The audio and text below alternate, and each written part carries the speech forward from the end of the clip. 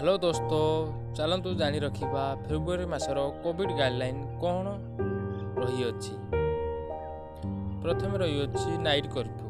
Night curfew राति 10 रु आरंभ। यह राज्यर सहरांचल में नाइट कर्फ्यू लागू होती होउची गहली करी माघ सप्तमी बुड़ पकाइबा मना। नदी किंबा घाट समुद्र घाट रे गहली करिबा मना।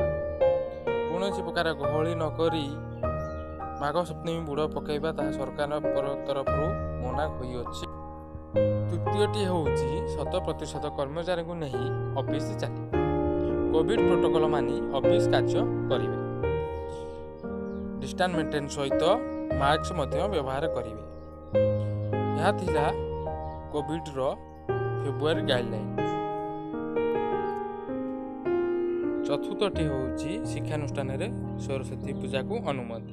जेहेतु यही फेब्रुआरी मासरे सरस्वती पूजा पड़ू शिक्षानुष्ठान मान पूजा अनुमति मिलছে, किंतु यह कम शिक्षक शिक्षानुष्ठान को नहीं पूजा विधि करने सरकार अनुमति रही।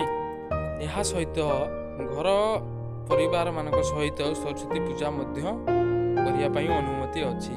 यह स्वतंत्र रिलीफ कमिशन पक्षर गाइडलाइन जारी कर।